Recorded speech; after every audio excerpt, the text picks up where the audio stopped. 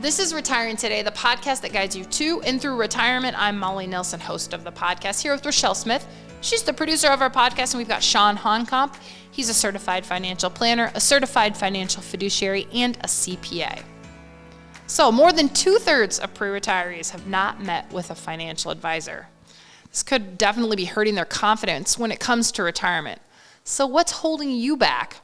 Is it the unknowns of the process? Are you uncertain of the benefits of a retirement planner? Or maybe you just don't know how to find the right person. Today we want to arm you with 10 questions to help you find the right retirement planner. Chawn, a recent survey of 2,000 Americans aged 55 or older found that 2/3 of pre-retirees have not met with a financial planner. And over 60% of people do not feel like they have enough money to last them through retirement. Yeah, that's somewhat surprising to me when we see that 2/3 of pre-retirees have not met with a financial planner. Obviously, this planning and the finances, that's important to us, important to me, because this is what we spend every day doing. And to think about that 2/3 of people have not met with a planner, I know money matters to people. It's the decisions that drive, taking a job and saving throughout your career. And people pay attention to the markets. People pay attention to what we have in the banks and what we have in our IRAs. I know this is important, but yet we're seeing that 2/3 of the people don't meet with somebody, don't get that expertise and lean on a professional to maybe have further conversations about all of that and maybe put a plan in place. So Charles Schwab did a study. They asked people, why? Why aren't you meeting with someone about this? And here's what the roadblocks are. Maybe you can relate to this. 42% of people said, I don't have enough money to need a plan. 19% said, I don't have enough time to make a plan. 22% said, it seems too complicated. Yeah, a lot of different thoughts there. And to me, a lot of these jump out to me as maybe excuses and not reasons, and I guess maybe my parent hat is jumping on. I see the second one, 19% of people say I don't have enough time to make a plan. I automatically think about my kids. And a lot, for any parents out there, Molly, yourself, when my kids say I don't have enough time to do something, I say that I don't ever want to hear that. If something's important enough to you, you will make time for it. And we know, I'd say all of us waste time doing things that aren't important to us. So I think we can all find time. So to me, this very much jumps out as an excuse, not a reason. And you get to decide though, if it's not important, if you want to manage this yourself, if you don't want to choose to meet with somebody and obtain the professional guidance or professional information that a planner can provide to you, then that's your choice, and that's okay. There is no requirement to have a relationship with a financial advisor. We're all required to have auto insurance, right? That's a state of Iowa law. We're supposed to, yes. Yeah, supposed to. So, but there is no requirement that forces you to do that. So you've got to really take that initiative and make that decision on whether or not it's important to you to meet with somebody and potentially make that decision on whether you want to form a relationship with a advisor. Yeah, we know if you're listening to this podcast, retirement is important to you. It's called Retiring Today, and what we cover on this podcast is all of the aspects of retirement. So let's say you just haven't taken the plunge yet, or maybe you're working with somebody right now and you're trying to decide, hey, is this the person I want to use as I go forward, as I head to and through retirement? So we're going to talk about 10 questions that you could ask either the person you're working with, or maybe if you're getting ready to take this leap into retirement, the kinds of things that might spur you to decide, is it the right retirement planner for you? So question number 1 you can ask is, what does your financial plan include? And this is an important part, this understanding what a potential relationship looks like and understanding what that planner does, what do they focus on? We know there are certain life events that initially cause somebody to start a relationship with an advisor, whether it's the first time they need some life insurance, when they first buy a home or have their first child. So those are the certain life events that can drive people to initially establish a relationship. But then that can look different as you get further into life and you get closer to the pre-retirement and retirement stage of life. That's where you want to maybe further evaluate, what they focus on. What does that plan include? And that can be different. There are lots of different advisors out there. A majority of advisors are investment advisors. Their focus is solely on helping you manage your investments. And that can be okay, and that can work, and that can fit a certain stage of life. So it's important to know there are a lot of different advisors out there. What we focus on as retirement planners, it's very much a specialty. We are specialists within our industry. And that specialty being that we are retirement planners, and only about 5% of all the advisors and firms out there commit to the planning process. So we know exactly what our plan focuses on. And as we get the opportunity to meet with people, that's really the initial conversations we have are to help them understand who we are, how we operate, and help them understand exactly what that process looks like. So that can be a really valuable question that you want to ask as you evaluate whether or not a relationship is the right fit for you. All right, sports. Let's talk sports. So, muscle memory. You do something over and over again. I'm throwing a ball here for those listeners. I'm kind of surprised you're not shooting a basketball. Yeah, thank you. I appreciate. Let's do that. Okay, over Yeah. and over again. You do it over and over again. Those muscles know exactly what to do, how to shoot the ball, and how to sink my jump shot. That looks good, right? You see my follow through? Pretend you're seeing me swish one in. Helping people retire is not that different. And because the retirement planners here have helped so many people retire, we've put together a process. Yeah, we're always tweaking it. We're always changing it. But there's a reason we have a very clear-cut process for the people that we work with. What we focus on and do allows us to have expertise in this arena because this is only what we do. So, and our firm itself has retirement planning in it. That's not an accident. That's not a coincidence. It's from day one of this firm, it's been about retirement planning. And this is only what we do. We only work with pre-retirees and retirees at those stages of life. You have the different questions that are part of our planning process. When you're accumulating in your 20s, 30s, and 40s, I don't recall ever having a conversation about Social Security or Medicare with my 20 and 30-year-old friends. That's not what you're thinking about. It's not. Richelle, You don't bring it up at happy hour? Yeah, No? not recently. I'm getting closer and closer Yeah, every day. So it's there. It'll happen someday. But that's not what you're focused on. So as retirement planners, doing this every single day, again, that allows us to have the expertise. It very much gets customized, like you mentioned, Molly, to each and every situation. Your plan is very specific and is customized to all of your entire picture. But the baseline is there. The plan is there. We've got the 6 components that we focus on within our process. And we know that is the process that helps people feel confident and comfortable as you approach this stage of life. And you just want to feel good that as you encounter the various questions that you're going to face in this stage of life, you want to feel good that you're making smart, informed decisions along the way. another question that I think is a very fair question to ask someone if you're trying to decide if you want them to help you plan for retirement is, how do you help clients? How do you help your clients? Why this can be a great question is that sometimes as you get into the experience of maybe meeting with an advisor, this may be a question that you just maybe take for granted, and maybe you're even a little hesitant to ask because it may come across a little confrontational or challenging, but it's an extremely important question because you get to decide if the certain relationship is the right fit for what you're looking for. And when you ask an advisor how they help their clients, they should be able to respond to that immediately. And if not, it should lead to other questions about really what they focus on. And again, is that the right fit for you? So how do we help our clients? We are specific and intentional about taking our clients through a process to help you understand what your experience is going to look like. One step of our process is really to help you understand what it means to have a retirement plan. We know this is different. We know it's a new stage of life. You don't have a retirement plan when you're in that accumulation stage of life. Primarily, you have an investment plan. So we want to have this process so that you do understand how we help you. We want you to make sure that you understand what the relationship looks like and feels like so that you get to determine and feel good about where is the value add, what does this relationship look and feel like, and you can decide if that's the right fit for you. Well, if we think about the barriers we discussed at the beginning, 19% of people saying, I don't have enough time to make a plan. I'm sure going to ask if my time is going to be well spent with this person. How are they going to, again, help me through this and add value to my current portfolio? I think that's an important question to ask. Number 4, what tools do you use to help me determine my retirement vision? Yeah, the software and the tools that we use as part of our process, again, very important. We use certain tools that you wouldn't want to go out there and probably, pay to have access to the different tools that we have. You certainly can.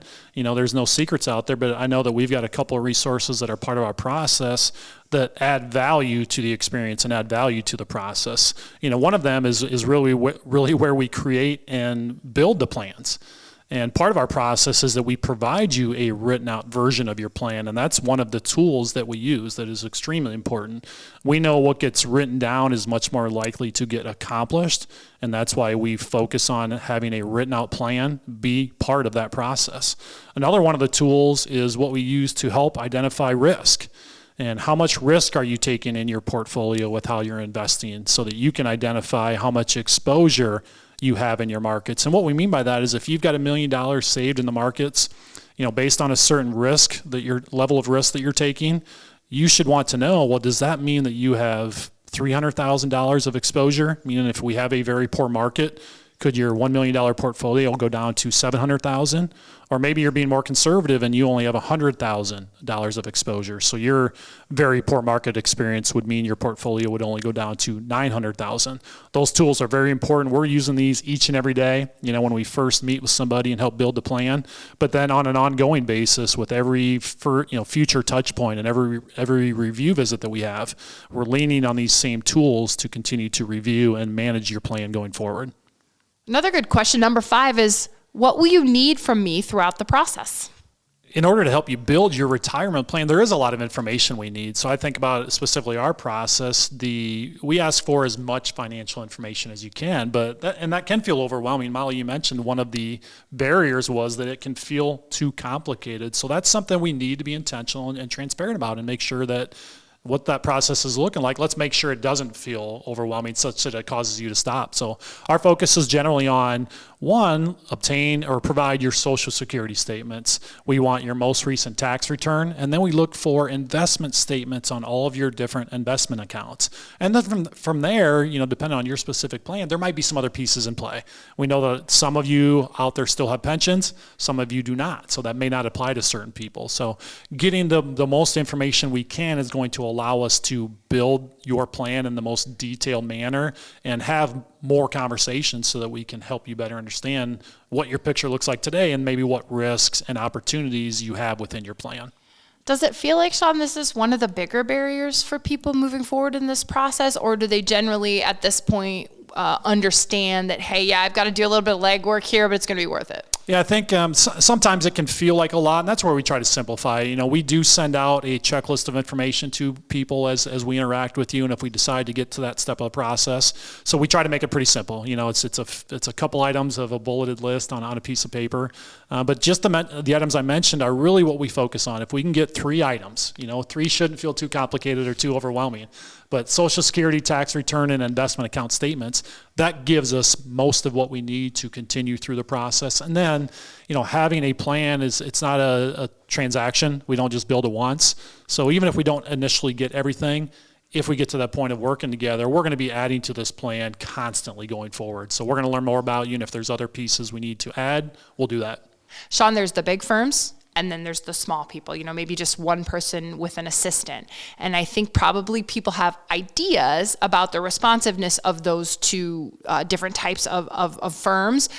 But what do you think is an expectation for responsiveness that people should have? And then also, what is kind of our responsiveness process like? Yeah, I think the expectation should be that, when something happens in your life, obviously it's the most important thing to you right at that time. So we know that you should want to be able to get in there as soon as possible. And we know that's not always the case. And, the fact is, I really like this question. We often talk about this question in that, that onboarding process where we're first getting to meet people, that in the nature of what we do with only working with pre-retirees and retirees, life events happen at this stage of life, and we need to be able to get together. And, in our initial process, usually from the first time we talk, if we want to have that next visit, usually we get you on the calendar within a few days. And then if we're at that point where we're working together and a life event happens, it's the same matter that we know that we can get you on our calendars within a few days. It's pretty rare that we're booked out or scheduled out maybe more than a week or so. And that's, again, if it's maybe just looking to get together for a standard review, nothing urgent, we might be looking out 1 to 2 weeks. But when we get those phone calls, which unfortunately we don't like to get, where it is maybe a life event that we would prefer not to have, then if somebody needs to be in there that day or that next day, we know we have the capacity and we manage our calendars and schedules such that we can do that. And that responsiveness isn't just when you reach out to your retirement planner, it's also, there's a level of responsiveness I think you should expect from the retirement planner to you. Yeah, that's a great thought to think of. Sometimes people think that, the advisor's just sitting around waiting for them to reach out, but the nature of what we do, we're the ones that are housing your plan and build it. It's in our tools, it's in our resources, and we know that your plan at any given time might have an opportunity that we need to analyze and make a decision on. And you may not, it's not your job to be thinking about that. That's our job as the expert, as the professional, to be thinking about that. So when life events happen, you think about when COVID came out in 2020, the stock markets in March alone were down 30+%.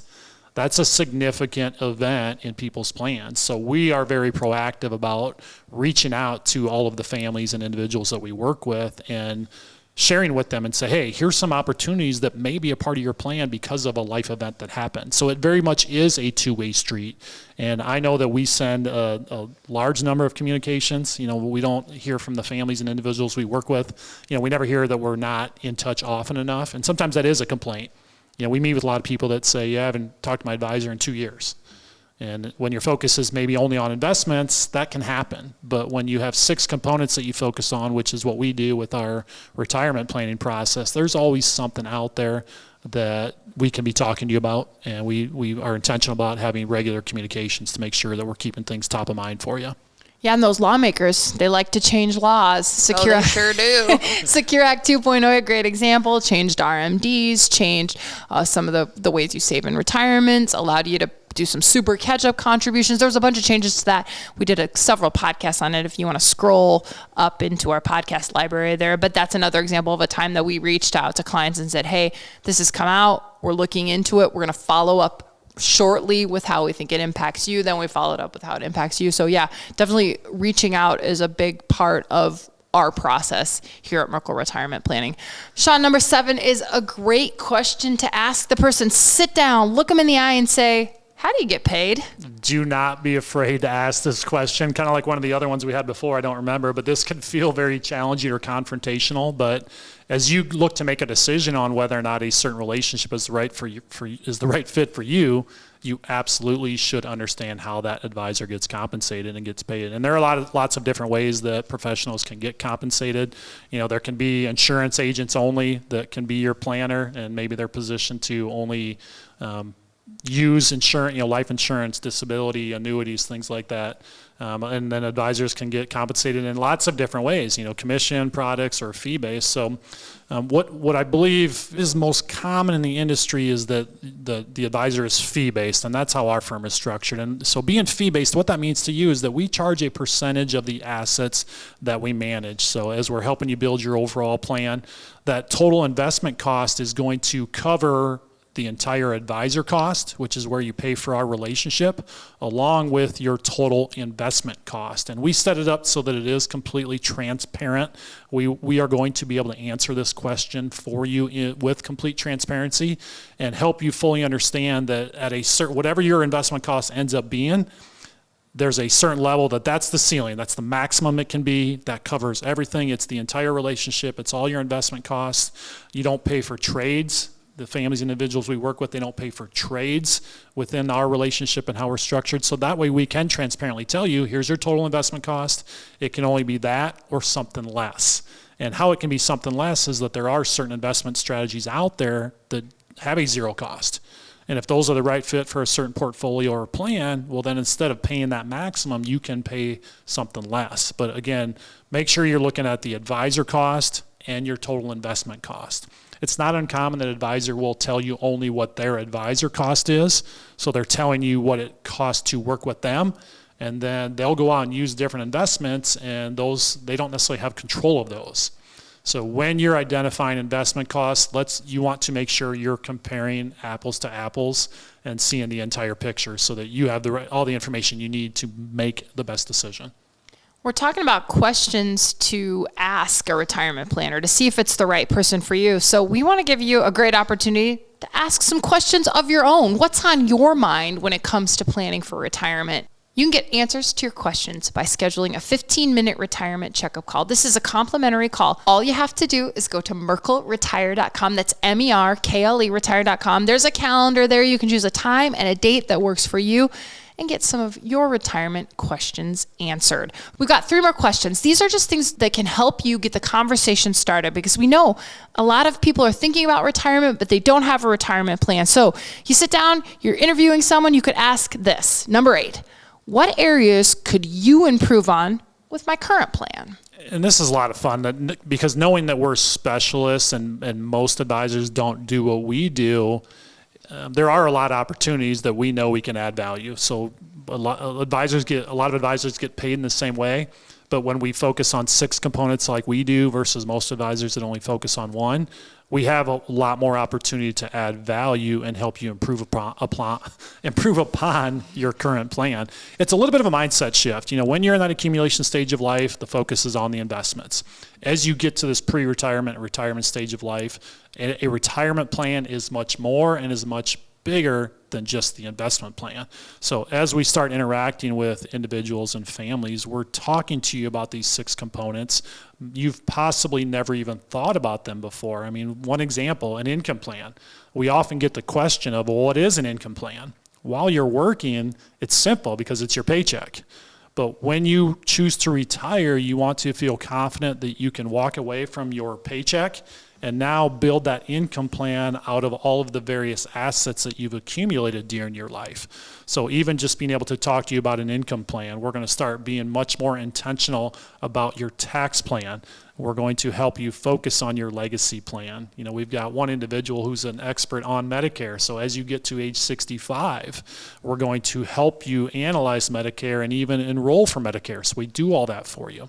So again, understand what the advisor focuses on, what do they actually do, so that you know where they can add value to you and make that decision of, is that the right fit for what you're looking for?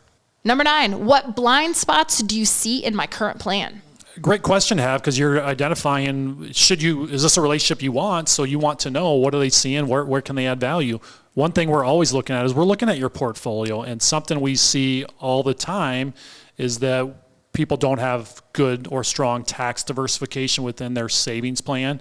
And specifically what I mean by that is Roth money. Never has a family raised their hand and said they've got too much money in Roth. We get comments all the time that you guys wish you would have started saving into Roth accounts sooner than later. And having that plan can help you identify how best to do that. There's 2 ways to get Roth money: contributions and conversions. And it's never too late. That's a comment we get is, well, I've never used Roth before and now I'm age 60 and I feel like it's too late. So having strong tax diversification within your plan and having both the pre-tax account, but now starting to build the Roth accounts, that can be really valuable. Not having Roth accounts, that can subject you to a little bit more tax rate risk, because all of your pre-tax savings are completely subject to taxes as you take them out in the future. And getting more money in the Roth accounts, it's going to put you in just a more favorable position for your retirement journey. Another great question to ask is number 10. How often will we meet to review and update my plan? So now if you're at the point where you've made that decision to have that relationship, you want to know what that looks and feels like going forward. So from our standpoint, we set regular reviews. We never want it to be more than 12 months between review visits, but the reality is life happens. And if a life event happens to you on a Tuesday, we know we're going to get together and we're not waiting until that next regularly scheduled review visit. But the other reality is too, we work with people in their 50s, primarily in their 50s, 60s, 70s, 80s. if we can go 12 months between review visits, that's typically a good sign because your health is good, your finances are good. We love seeing the families and individuals that we work with, because we choose to work with you as well, just as much as you choose to work with us. But so at the most, it's going to go 12 months, but some people prefer more often, depending on where they're at in their, life cycle. So it's going to be as often as you need it to be. And that's the reality, is that we're working for you. We're going to get together as often as you need to, but never more than 12 months between visits. I think it's worth noting too, you said we love seeing the families that we work with. This question is specifically about plan review. We clearly see the families and individuals that we work with at some of our fun events. We have a monthly Elevated Living Series event where we do some kind of fun thing in the community, or we tour the governor's mansion, or we go to play pickleball, or we have all these other things. So what's kind of cool is you get to see these people, and you don't necessarily have to talk about their plan unless they want to, but you get to focus on things like, hey, how are the grandkids? How was that trip? How's the new RV? It is a lot of fun with just the different things we focus on. Not every interaction with our team and specifically with your retirement planner is in a conference room.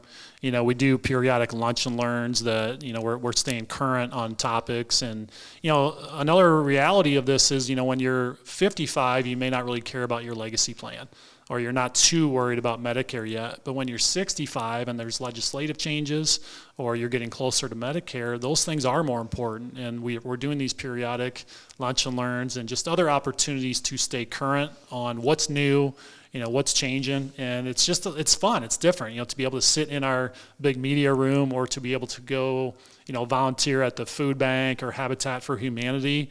It's a lot of fun, and you can still have conversations about things that are important to you, but we get to further develop the relationships, and it's something that is really meaningful, and we're very intentional about it. It's important to our firm. Let's go back to one of those roadblocks that were identified in that 2021 study, Chawn, and it was 42% of people say, I don't have enough money to need a plan. Don't allow yourself to have this as a barrier. You may feel like you don't have enough. Well, what is enough? That's awfully subjective. We see all kinds of total savings levels, and just because you have a bunch more saved, that doesn't mean you necessarily have a stronger plan. So until you have a plan, how do you know? We get that question all the time. So that's what we do. We help you build that plan so that you can get a very confident sense of what your picture looks like.